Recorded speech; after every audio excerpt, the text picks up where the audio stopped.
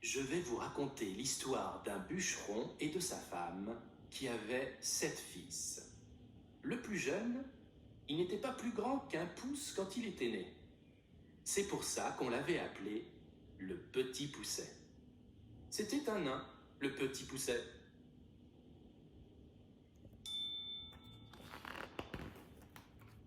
Ses parents, ils étaient encore plus pauvres que tous les gens de leur village.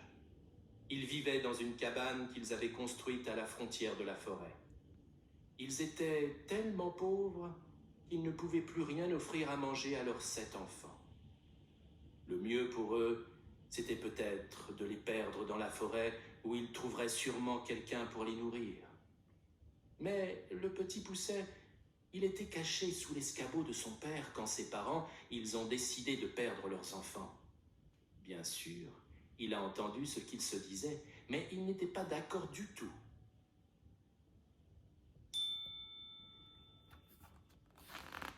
Alors, tôt le matin, pendant que tout le monde dormait, le Petit Pousset, il s'est dépêché d'aller à la rivière pour ramasser des petits cailloux blancs qu'il a cachés au fond de sa poche.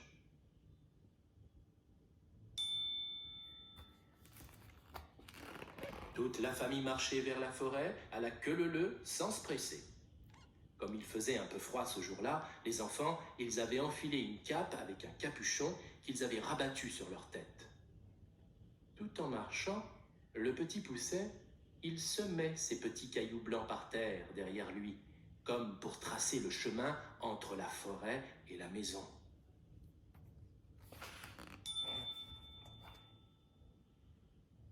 Elle était tellement sombre, cette forêt, qu'on n'y voyait presque rien.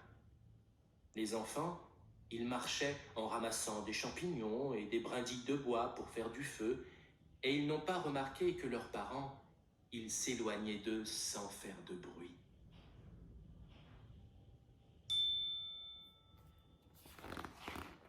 Perdus. Ils étaient perdus, tout seuls, dans la forêt. Heureusement que le Petit Pousset, il avait pensé à laisser tomber ces petits cailloux blancs tout au long du chemin en venant dans la forêt.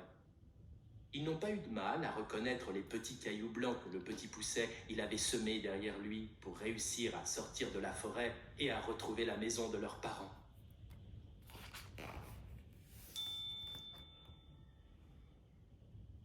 Mais le bûcheron et sa femme, ils n'avaient toujours rien à donner à manger à leurs enfants. Quand ils ont décidé de les ramener dans la forêt pour les perdre, le Petit Pousset, il n'a pas eu le temps d'aller de nouveau ramasser des cailloux à la rivière. Cette fois-là, il a trouvé que des miettes de pain à semer tout le long du chemin pour retrouver la maison de ses parents. C'était peut-être des chouettes ou des hiboux, mais les oiseaux de nuit, ils les ont toutes picorées, les miettes de pain du Petit Pousset. Maintenant, c'était vraiment impossible de retrouver le chemin de la maison.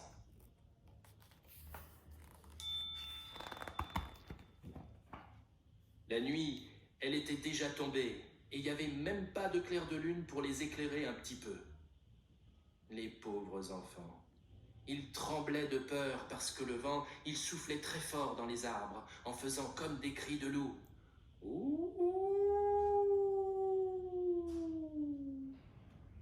Mais pendant ce temps, le Petit Pousset, qui était très courageux, il a réussi à grimper tout en haut d'un arbre de plus de 10 mètres pour essayer d'apercevoir quelqu'un dans la forêt. Au sommet de l'arbre, le Petit Pousset, il a vu une lumière qui venait d'une maison qui n'était pas très loin.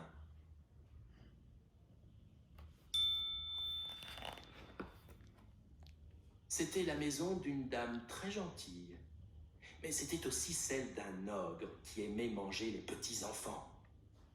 La femme de l'ogre, elle a dit aux enfants: Vite, vite, il faut vous cacher sous le canapé parce que mon mari, il va bientôt rentrer de la chasse.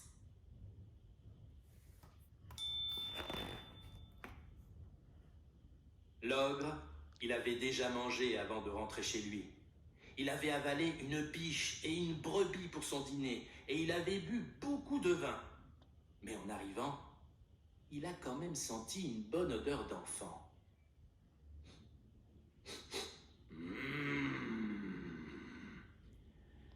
Ça sent la chair fraîche, ici. Et il a eu vite fait de découvrir les enfants allongés sous le canapé. Avec la pointe de son couteau, il les a tirés l'un après l'autre pour les dévorer.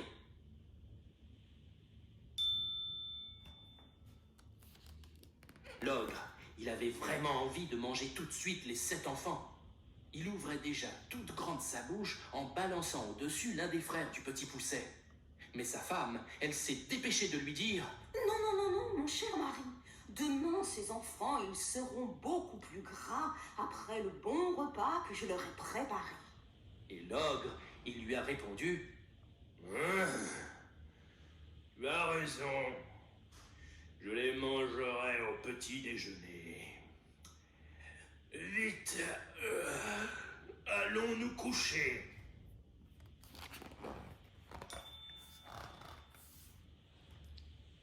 Dans le dortoir où ils allaient dormir, il y avait un très grand lit avec les 7 filles de l'ogre qui dormaient déjà.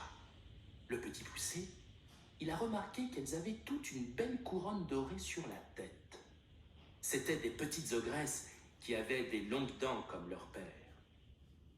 Pendant la nuit, le petit Pousset, il a échangé les couronnes des petites ogresses contre les bonnets de ses frères.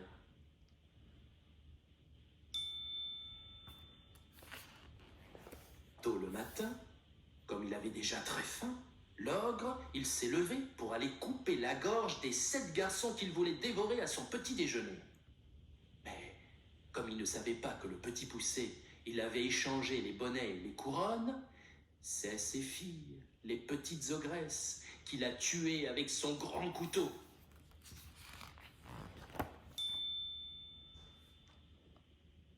Fou furieux, l'ogre, il a enfilé ses bottes de 7 lieues pour rattraper le petit Pousset et ses frères qui avaient réussi à se sauver pendant qu'il tuait les petites ogresses. Avec ses bottes de 7 lieues, l'ogre, il pouvait bondir de montagne en montagne, par-dessus les fleuves et les cascades, en regardant partout pour retrouver les 7 garçons.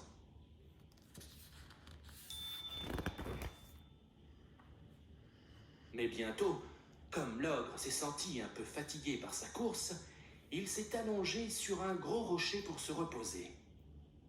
Pendant son sommeil, le petit Pousset, il a réussi à lui voler ses bottes de 7 lieues.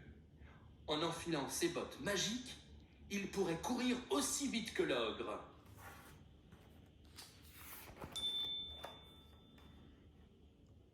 C'est vrai, avec les bottes magiques, le petit Pousset, il pouvait lui aussi sauter par-dessus les montagnes, les fleuves et les cascades pour aller le plus vite possible jusqu'au château de la reine. Il était pressé de lui dire où il était, cet ogre qu'on recherchait depuis si longtemps.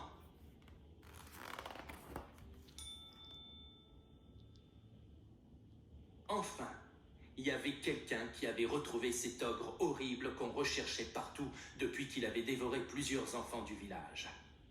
La reine, elle a eu vite fait d'envoyer toute une armée de soldats pour le faire prisonnier avant son réveil. Et elle a offert au petit Pousset beaucoup d'argent pour le remercier de son courage.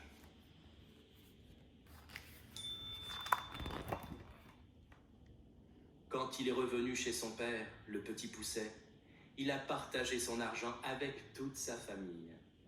Il a aussi organisé une grande fête au village avec un grand dîner où tous ceux qui avaient faim ont pu manger énormément.